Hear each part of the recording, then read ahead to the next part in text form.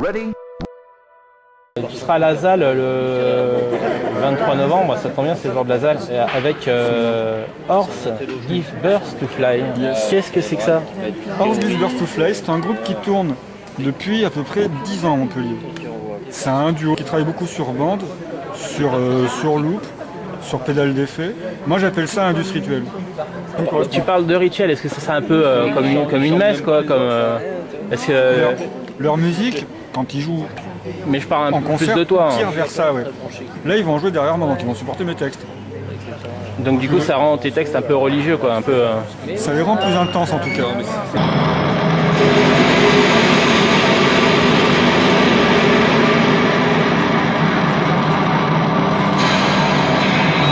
Je récuse de cette performance.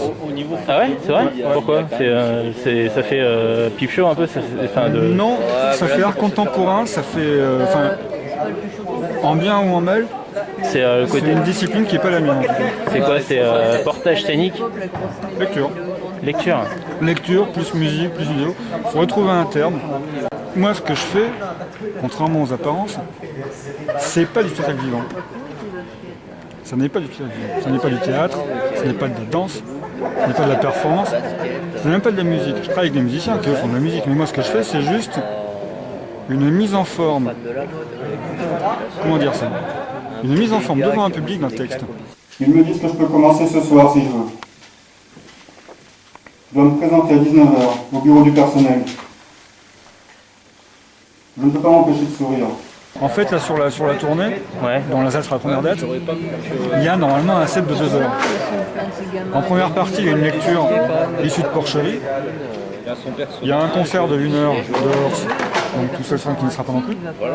Et la troisième partie qui sera ce que je ferai à la ZAL, donc, qui est une lecture qui dure 26 minutes précisément, où je lis donc 26 poèmes, tous issus de mon recueil Poésie portable qui paraît en novembre, et sur lesquels Horse joue de la musique. Et il y a une sauce qui monte, enfin, il commence très doux, comme ça, avec juste un loop à la guitare et des petits bruits. Et petit à petit, ça monte en puissance, et les textes aussi gagnent en dureté. Et à la fin, il y a vraiment un vacarme extrêmement dense. Moi qui gueule dessus comme un porc, avec des textes ultra durs. Enfin, c'est vraiment comme ça. Si le truc réussit, c'est vraiment une montée permanente dans le bad trip. L'odeur de la rouille me fait penser à un animal mort ou à un animal en rut. C'est l'odeur qui pour moi résume le mieux le monde. Lors de la ZAL, tu seras présent également sur un stand Oui, toute la journée auprès de Boris Crack. et de Nicolas Alberger. A priori, ce sera le meilleur stand de la ZAL. Normalement, ça doit être la grosse stuff. De toute façon, si c'est qu'on est là, on sera à côté du bar. Ah ouais, c'est Enfin, à côté du bar. Donc vous L'an pouvez, dernier, on était à côté du bar, c'est vraiment le spot.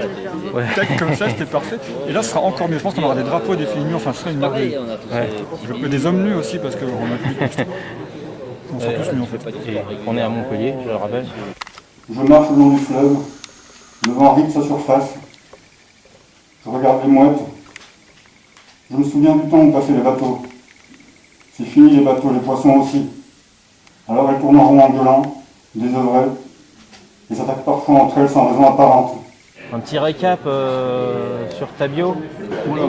Tu as fait une vingtaine de bouquins quand même. Non, une douzaine. Porcherie le 12e. Après, il faut voir que Holocauste, par exemple, tu l'as porté également en œuvre transmédia, on va dire. Il est sorti en numérique, chez Numérique Livre. Et tu as fait un CD Holocauste chez Kakaki Records. Ouais. En fait, le CD, c'est juste une espèce de trace de la tournée, quoi. Ouais. C'est-à-dire que sur le CD, on trouve la bande-son et la lecture que je faisais sur scène, sauf que c'était dans des conditions d'enregistrement chez moi. C'est garage, comme, comme l'interview de ce soir.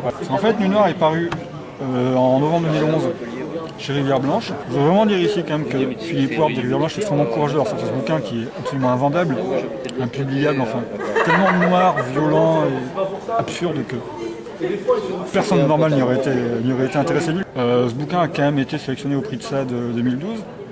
Et donc il va ressortir en 2014, en novembre 2014, sous sa forme de départ, c'est-à-dire sans les rajouts que j'ai fait pour Rivière Blanche, donc sous la forme qui a été sur la zone. Chien d'État, j'ai pas le droit de le dire pour l'instant. Ouais. La Musardine.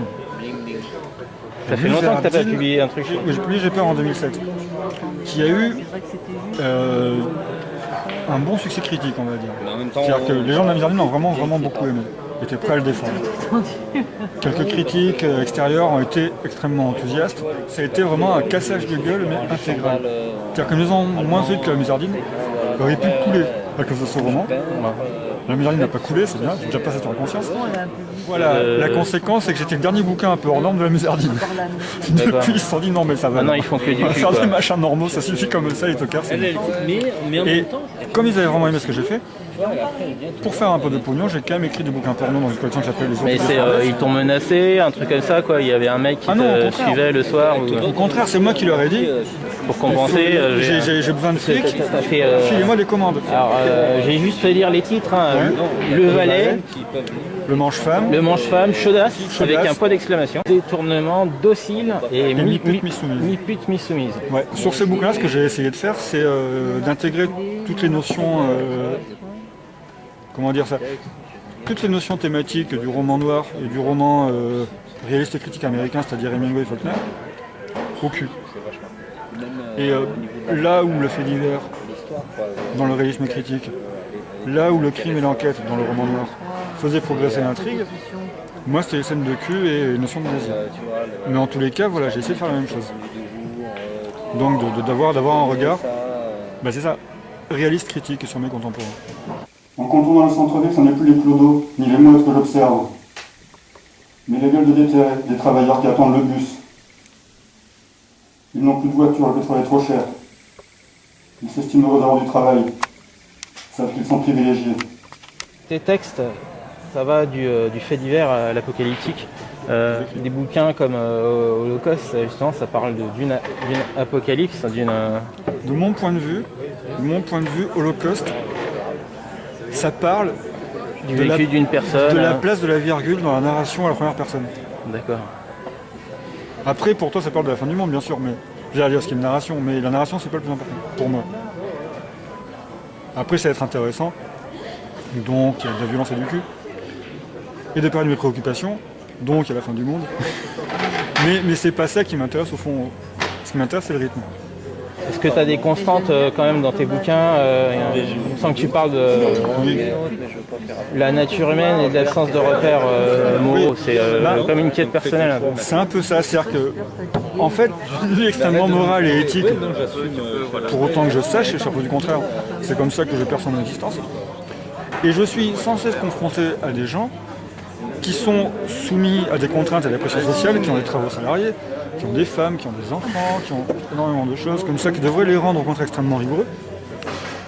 Et j'ai l'impression que plus les gens sont pris dans ce genre de structure, plus ils sont mesquins, plus ils sont violents, plus ils sont hypocrites, et plus en un mot ils sont mauvais.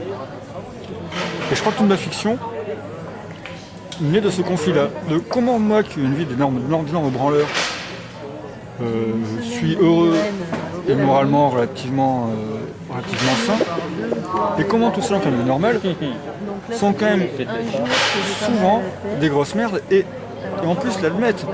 Quand tu parles avec les gens, très souvent c'est ça, ils ne te racontent pas leur vie pour